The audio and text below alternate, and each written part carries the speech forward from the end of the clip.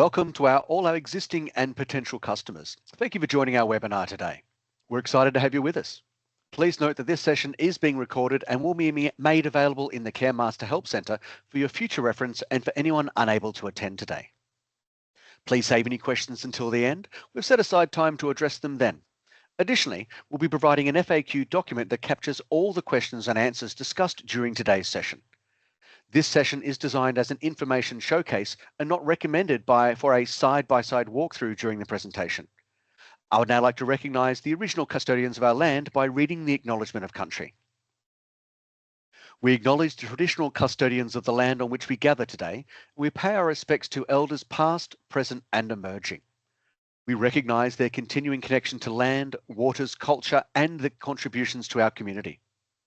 Today's webinar is to provide a comprehensive overview on advanced reporting for transaction, workers and participants. We'll cover off the supports all for display settings, the supports all transaction export settings, custom reports with workers and participant data, our reporting menu, an overview of the comprehensive available reports and any other tips or reminders that come to attention. I'll start by sharing my screen.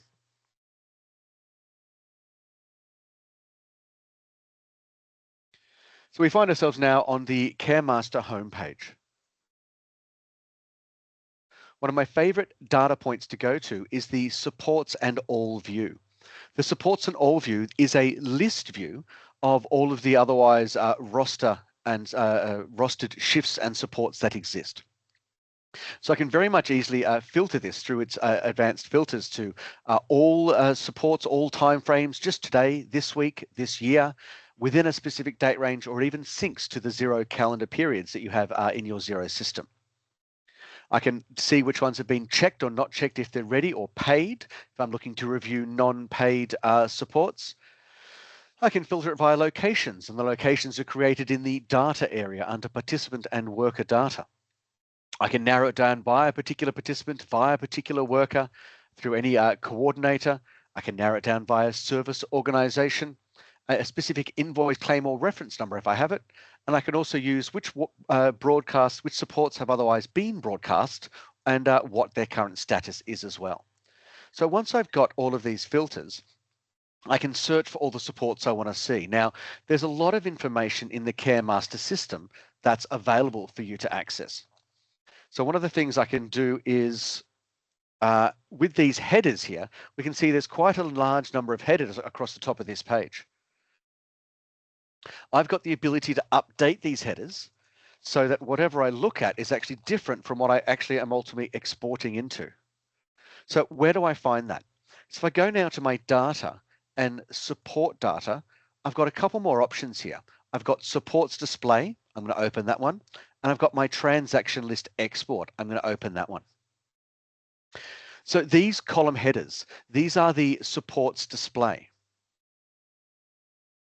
So I've got my available fields currently of my cost, claim reference, fees charged, NDIS claim type, service, travel reason and type. And I can otherwise grab them and move them anywhere I like in the order of my other available columns. So all of these current columns we can see here now are the ones that are appearing in the supports all page. So you can make what's relevant to you. I've got the options for, let's have a quick look through them, my date and created by, my start and end time. Now, has the client been notified? Have we confirmed? Is it checked? Who's the coordinator in the vehicle? The client name? What information otherwise around the transaction, such as service type, unit cost, kilometers, and is it reoccurring and what's my total and has it been paid? So some really good instant information available to you just up front with that supports all page. Now I've got the ability to export this to PDF, which is highly useful, or I can export it to Excel. Now, when I export it to Excel, I actually have the option to change these column headers. So I can have data that I want to view and then data I want to export. So that's where our second one comes into it. If I go into those managed into the transaction list export, it actually shows me a lot more fields available to add into that total. Now, one of my favorites to add is this, I put the start time and end time of the support itself as per the rostered time, but then the app start time and app end time. So that means I can actually filter my list and easily identify who did or didn't log in at any point in time. But it's got a lot more comprehensive information around the invoicing, invoiced, invoice date, invoice number, paid. The claim reference number is in there. It's capturing the signature now and any sub-service IDs, the transaction ID for easy referencing later, the worker's address, the worker's phone, transport information, transport IDs. So in the export itself, as you can see, there's just a lot more fields available for using in my export. So what I've gone ahead is gone and viewed one from earlier. So here's a transaction list export that I've exported earlier today. We've got our has it been checked or not, yes or no. A date, here's my client name and a start time and end time. And I can see I've got no app start time and end times happening here. Here's a few here that I've logged on for Mr. Brown, for example, for a app start time and app end time. So this is showing me a clearly indicative. It should have been a, what have I got here? It should have been a start time and an end time. So that was a 10:30 to a 10:30, and I logged on only for 1 minute. Now it also lists all of my service organizations, then the underlying service itself. I can see, if applicable, an NDIS line item number. I can see which workers I've got included here, has it been cancelled, and what cancellation reason would apply. We've got some quantities here, hours or eaches. These would be for our kilometre capture. None's been input at this time. We can see otherwise the total of the support itself and whether it's been invoiced or not. So using this data, if you love your data, you can then export this and then pivot it to pull all kinds of extra additional information out for you. For my one-stop shop for immediate transaction data, my supports all page is the best place for me. Easily accessible with here, and it's got its configurable column headers and its configurable export headers as well. All right, from here, I'm going to move on to our participant and worker data. So that's available in a few ways, but I want to point you right now to our custom reports. So if I go into our reporting menu and look at custom reports. Now, what the custom reports can show us is basically everything on the participant and or worker's profile. Now, they are separate generated. So if I look at how to create a new custom report, I'd give it a name, all information, and I can choose its primary source to be participants and or workers.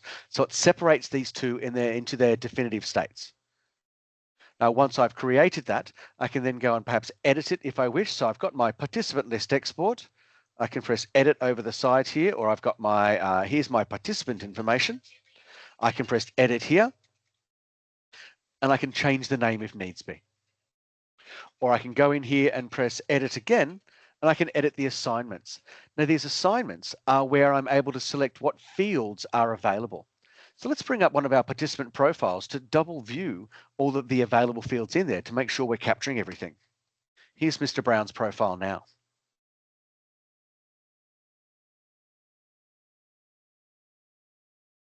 So what are we capturing on here? We've got currently enabled the first name, surname, client ID, date of birth, space types, and status. Now, what also can I add? I can add an alternate email address that's coming from our contact area, our assigned coordinators. You can see these are currently in alphabetic. So we've got our class, our participant class, consents. We've got our consents that have been grabbed here. Now, one of the things we've got that we're noticing here is that we've got some additional consents. And if we scroll down on Mr. Brown's profile, I can see here that we've created some custom fields here and some custom consents. So all the consents that exist in the system and all the custom fields that have been created are also appearing in these exports. So not only are these standard fields that are hard-coded as part of the generic CareMaster system, but all of those unique and additional identifiers for those custom fields are also appearing as part of this. So it's literally every piece of information on the participant profile. Country, mobile phones, date accepted, date declined, their full history of the participant journey, their disabilities, their documents. So it lists all their documents that are also attached onto the profiles. And not only does it list the documents, but it states their status in terms of whether they're archived, when they're expiring, when they were uploaded. So this is a custom report is such a useful output. All these additional fields, funding types, all this goal information. What's their housing status? What's their medication requirements? Again, we're jumping onto our participant profile. We're putting in these interests. We're pulling these goals. We're pulling these task lists. We've got their contact information here, their medications, key information, their weight and height, profiles. You can come and create as many of these unique supports as you want. And then ultimately, when you export it, here is the participant profile export that I did before. It shows all the details. So in this instance, what I did was I actually just did a quick export to Excel, which only shows me the first 15 lines. That's one of those little handy sort of test scenarios it can give you. So it's showing me here now all the information that I've seen. If the consent has been applied, client ID, mobile details, up for review, everything. So what CareMaster is really doing is giving you control of your information, letting you generate as many different reports as you want to give you those key tracking and management of profile areas. Absolutely comprehensive. Now, just quickly, while we're on our participant and worker data, we do have an API available for our external companies and customers that links to the participant and worker data. It's only at a primary status at this time, but we're going to expand that into greater and greater data as the CareMaster world evolves. All right, let me know if you've got any questions around your participant information and exporting to the participant profile. If you do wish to turn on custom reports, please contact our customer care and or sales team to discuss that further. Now I've got my participant information. Let's go have a look at my custom reports again. And I've now got, I can create a new one and I can create this about my workers. So let's have a look at my worker detail and see what arrives there. I'm going to go right now and choose the worker Liam to have a look at.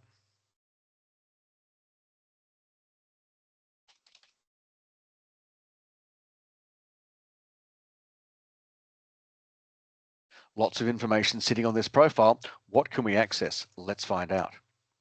So if I go now to my worker list export, or I've got a support worker profile, all. I can name it whatever I want. I can even do in my toolbar here, a quick export to Excel or PDF, or I can queue a full export as well. Now with the full export, I'll just kick that off. That's going to give me a message saying it's been queued and I'll be notified once it's ready. This is so it's not going to hold up any processing in my front of house, so I can still keep working, and it will then send me a message up the top there letting me know when that's ready. What fields do I have available in my support worker profile? Let's have a look. I'm going to edit my assignments. Now what I've got is I've got no disabled attributes, so all of my attributes are currently enabled. And as we can see here, it's just showing me now that my full download has arrived. I can dismiss that if I wish. I'll get rid of that for now.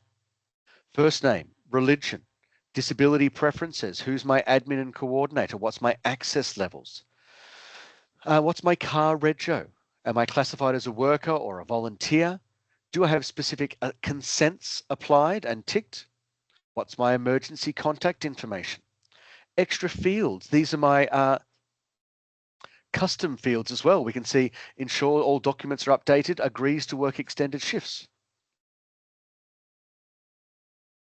First aid expiries, insurance, license details. What are my maximum hours? What are my NDIS screening checks and information? Next of kin details, police checks, postal addresses, states and statuses and street addresses, user level, and more checks with our working with children and vulnerables.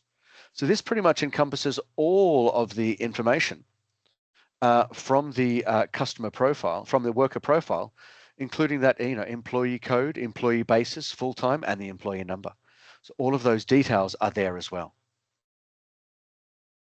If there's anything else you need to find, it'll be available in our additional other personalized reports. So again, for the custom reports for your workers and or participants, that is an extra feature you're able to activate. Contact our customer care team or our sales for that to be otherwise viewed. And that would live then in our reporting and custom reports area. Now, as you can see, we still have a large number of reports available to you. So it depends. You don't necessarily need to link with a financial integration system. You can also use just our accounts report right here. So one of the things that I can do here is I can look at my total cost. Now, these reports are designed for people who do and don't use other financial integration systems, specifically in our accounting area right now. So what I can do is if I create an export using my total cost, it actually marks them as invoiced. And it helps my system update with the fact that I know that this export I'm going to include has been marked as invoiced. I can narrow that down via a date range, via a service organization, or via a participant, and then also start my invoicing number at the number I'd like it to be created from. So that helps with my my accurate tracking in my own system using my own numbering details. I can include or not cancelled or worker payable supports and export that to an Excel or a PDF. And I guess additionally, it's got a tick box here marking them as invoiced. Some customers have accidentally done this and marked them as invoice, which we've tried to make them really certain that that is the action they wish to take. Now, when they do, if they do create that as an invoice, that will in fact ultimately generate a file much like this. We can see here now I've got my CareMaster logo that I've updated in the system, and then it's giving me my customer information details or my company details, then outlining all the individual transactions that I had and the overall total owing. And you can then download that and email that to your customers. That's just one of the options for one of our accounts reports. Otherwise, I can see details around my fees charged for my participants. I can see a total cost as opposed to a summary, which will give me more of a summary instead of that individual details. Or I can see it as a total cost against that service organization. It's really splitting that invoicing data to many different levels. And it's all about the angle of approach, even though it's just the same data, depending on what view you're approaching it from. We've got charts that you can build in the CareMaster system. I can go to my reporting and charts area. I can select my 1st of August to the, let's go to the 7th of August. I'm looking at I choose my classes. I can narrow down a support worker. Let's just put Liam in here to see what he's got. I can narrow down a participant and otherwise a service organization. Let's go for a bar chart at this time. And I want to be searching for how many supports by service organization. And here I can see now that Liam, the worker, has got this amount of supports in a chart, and it pulls that out for me. And it breaks it down by all the different service organizations I've got applied. I can now print or export that as needed. So your chart access and the ability to do some of that easy charting is actually quite a simple step to get some of the things that you like. You can otherwise get rid of those filters, and they'll be available to come back at any point you wish. With our NDIS reporting here, there are a few report types available for you, such as support types per participant. So it shows you which support types that your participants being rostered against, or perhaps expenditure against participants. Let's just have a look at this one here. If I choose just a few dates in August here, looking at my specific participant, Mr. Brown, and search. He's got no invoiceable expenditure during that time, so we haven't done any invoicing for him as of yet. We can see everyone's NDIS plan dates or who's otherwise self-managed. If we look at our participant reporting, there's a large number of details available. Who's active? What's the approved services list? This can be quite handy if you need to update services. Current participants overall and a summary of participants. Who's been exited? Track your kind of turnover or attrition. And then you're exporting case notes with otherwise goals as well. So this is what it looks like with an exported case note list. It does each participant has their own tab, Mr. Brown, Mr. Bean, Ms. Taylor, and Mrs. Cohen.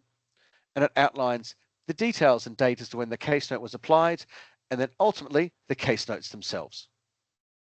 Same again, and the case notes themselves. There's a few case notes actually input as an example. So for your admin or externally audited purposes, these can be downloaded and sent to each stakeholder as needed, or otherwise you can also choose to download it as a PDF and send that on to your stakeholders as well. Lots of data available with your participant reporting.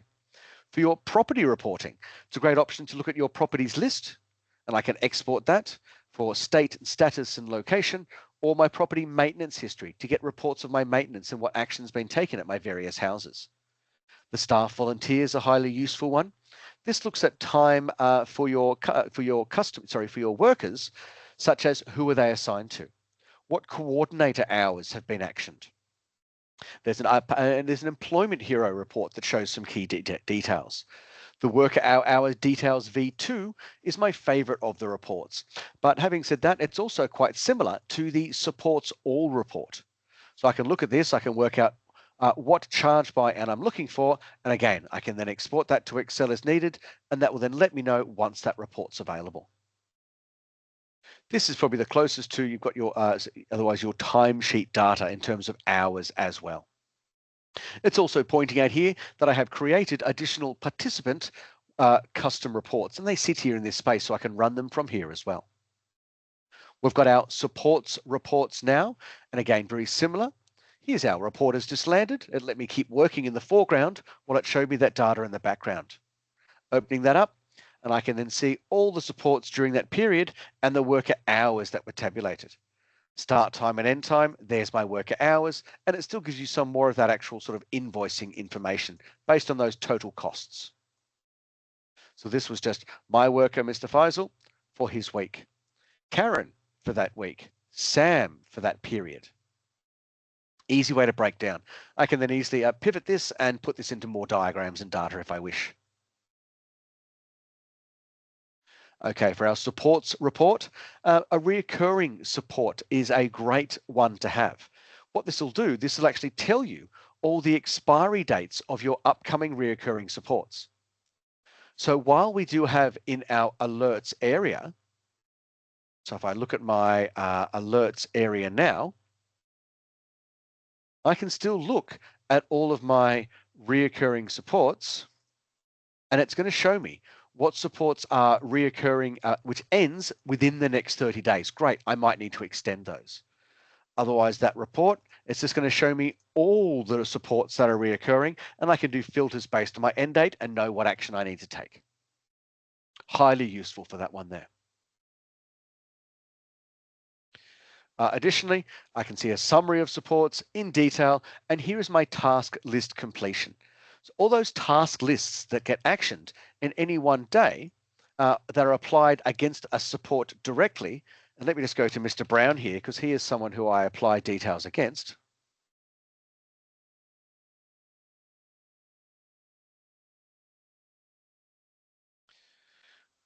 Here is the task list that was created for any given day. So on this particular date, I didn't do any of those. But as we see through, I would say yes if I ticked any of those boxes. So I might need to have a chat with Liam, the worker, and find out why he's not doing his checklist, or if he is, why he's not ticking the boxes to sign off that he is. So that's a great, follow up with your workers and action those checklists kind of scenario. Again, great options available in our support area for those reports. And then our last one available there is our vouchers. Now that's used primarily for taxi vouchers, which is not a commonplace. If you'd like more information on those vouchers, then by all means reach out to us and we'd be happy to assist you, or you can search in our help center for vouchers and that will have a resource for you as well. All right, ladies and gents, so that's all of the information I have for you about the CareMaster reports as an interim at this time. I'd like to thank everyone who's joined in the session. I hope you found that useful, and I'll be placing this up on our recording site soon in our webinar help desk section. I'm going to stop the recording, but for everybody else, I'd now like to open up for questions. Yes, I'll open up your microphones.